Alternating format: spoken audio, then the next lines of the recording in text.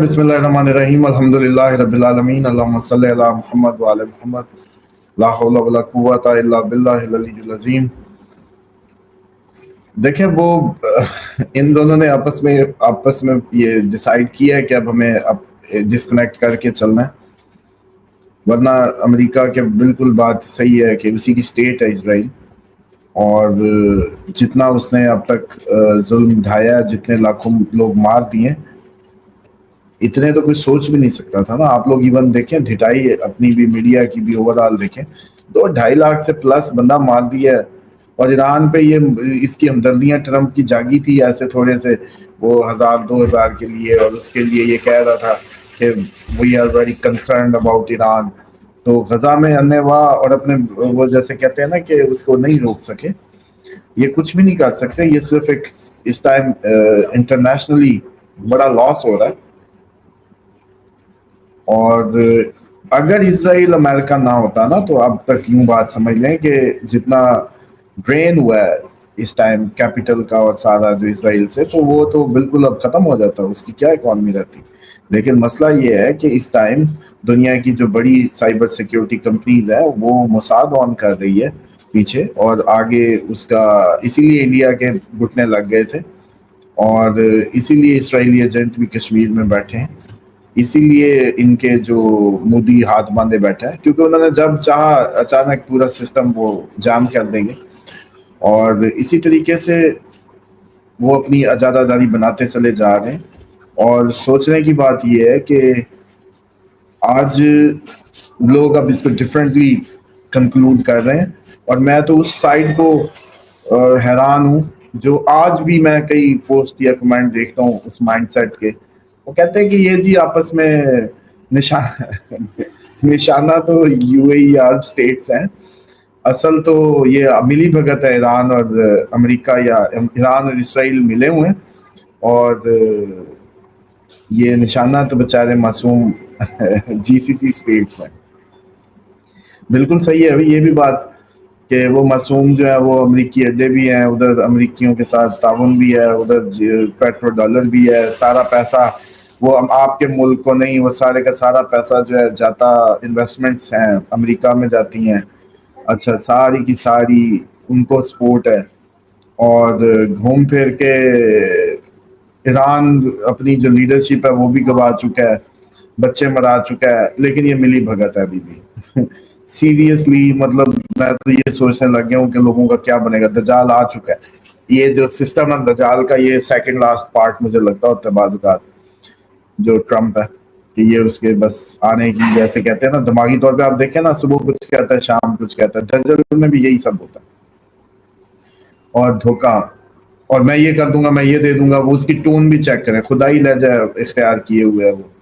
और इसी तरीके से ये सारी बातें बता रही हैं कि कहानी जो है वो इस पूरे सिस्टम की बेसिकली कोलैप्स होने जा रही है। B2 बम्बर गिर गया जी, सुनाए फिर आपकी टेक्नोलॉजियों का तो इस टाइम फेलियर हो गया, और लोग ये समझ रहे हैं कि डील हो रही है, तो अब इस पे भी टोंट हो रही है कि ईरान अमेरिका एक ही थे ना, इसलिए डील हो गई है।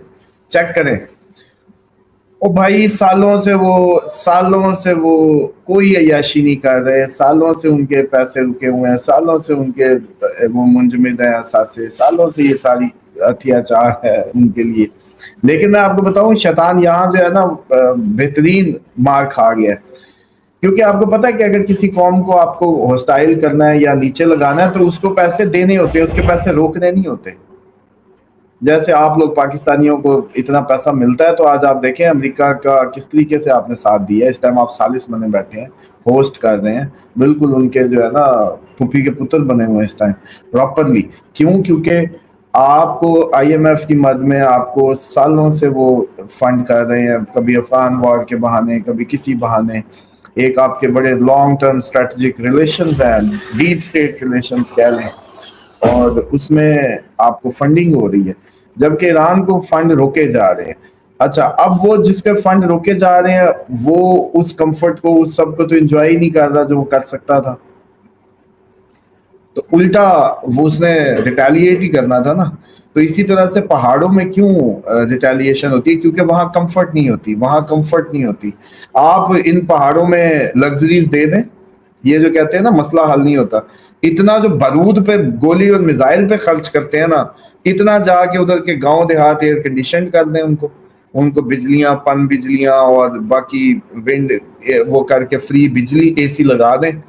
یقین جانے جلال صاحب, یہ افغانستان اور یہ پہاڑوں کے اندر سے کوئی چوں کی آواز بھی آ جائے نا تو بتائیے گا, نہ کوئی نکلنے لگا اے سی سے نہ کچھ, اس کو صرف یہ تھوڑی سی وہ کر دیں, بس بجلی دے دیں, اے سی دے دیں کمروں میں, یس کر دیں. یہ پنجاب ایسے تھوڑی سویا ہوا, پنجاب کھا پی کے ڈکارا ہوا. پہلے بھی آج یہ بھی میرا بیٹا مجھے اچانک کہنے لگا, بابا یہ منال کے پاس سے گزرا تھا سکندر اعظم.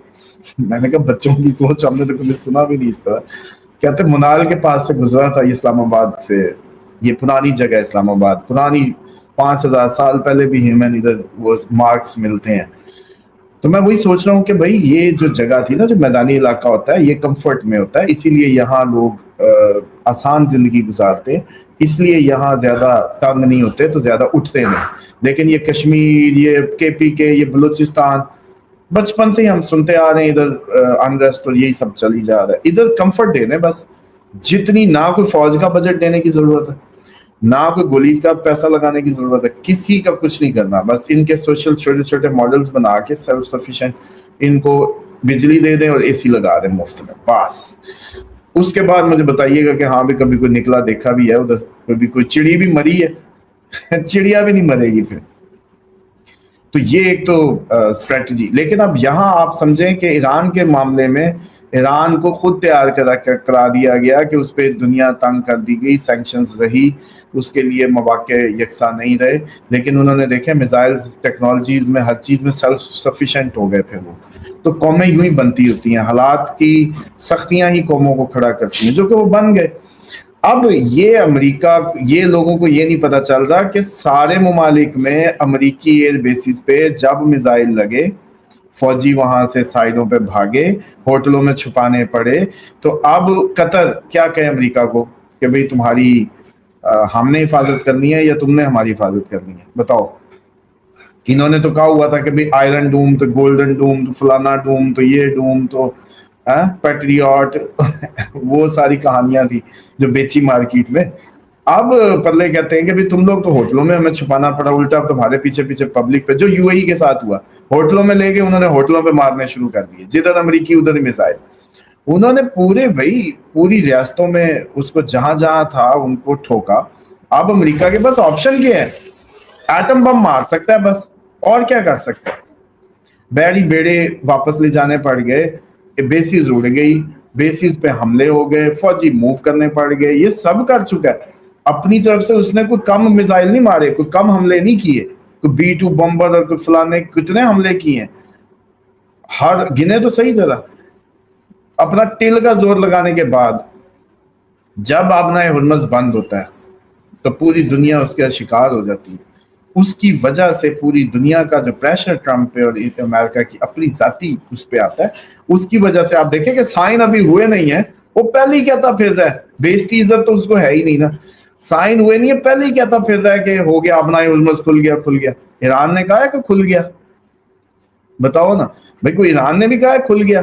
تم مطلب میں نے راستہ بند کیا ہوا تھا, میں آگے کھڑا ہو کے کہہ رہا ہوں میں نے بھی بند کر دیا. لوگ یہ بچپن میں ہم کھیلا کرتے تھے, لو جی ہم نے بھی ناکا لگا لیا.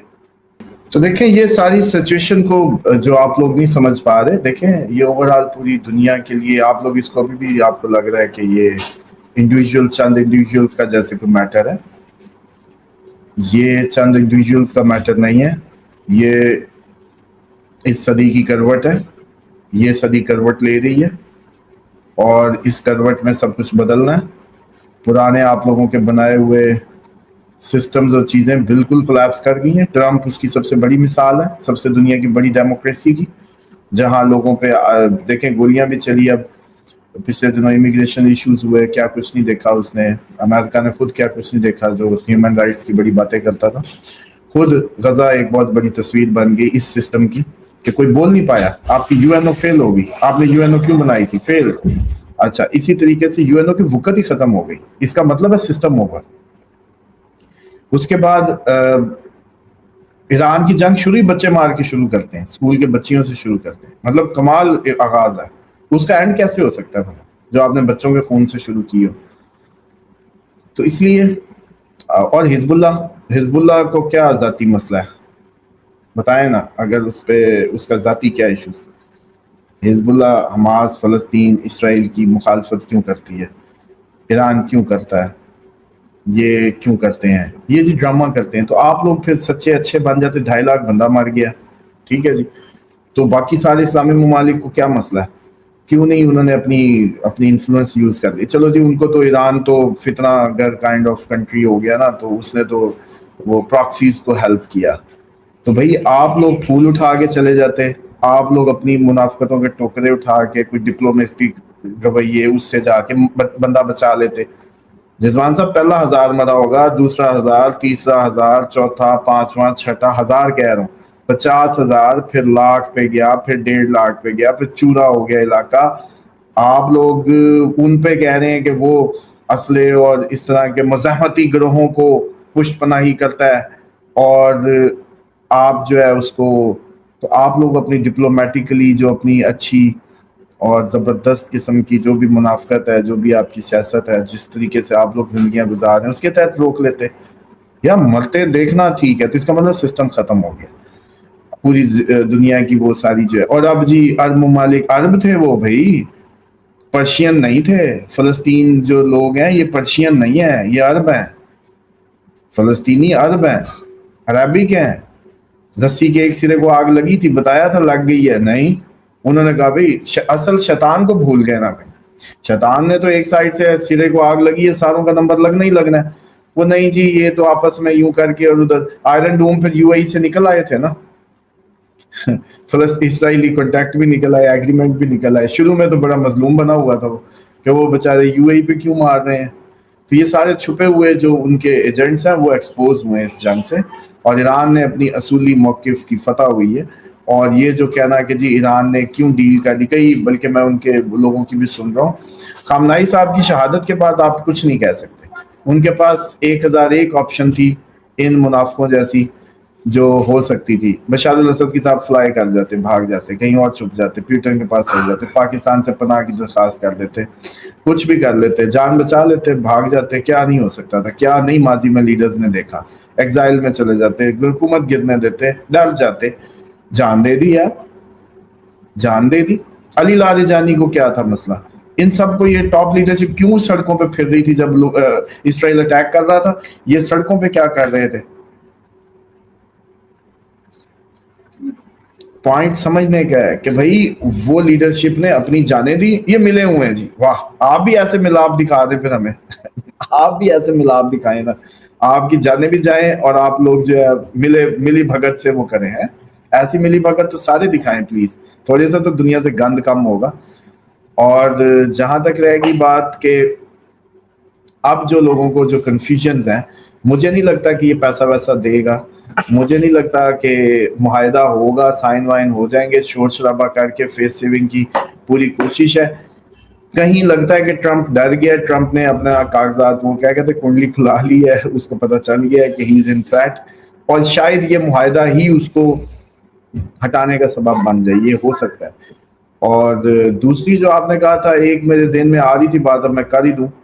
روحانی دنیا کی ایک بات مجھے یاد آ گئی, ایک ہم نے پروگرام کیا تھا روحانی اخبار پہ, وہ کہا کرتے تھے خامنائی صاحب کا, جس میں ہم نے ذکر کیا تھا کہ وہ کیوں ہٹائے جائیں گے, تو اس میں تھا کہ جی وہ اپنے بیٹے کو کر رہے ہیں. اس وقت تو کسی کو نہیں پتا تھا جب ہم نے پروگرام کیا, تو مجھے تو پتا تھا کہ بیٹے کی وجہ سے ہوگا, اور بیٹا ہی بن گیا, سمجھ رہے ہیں.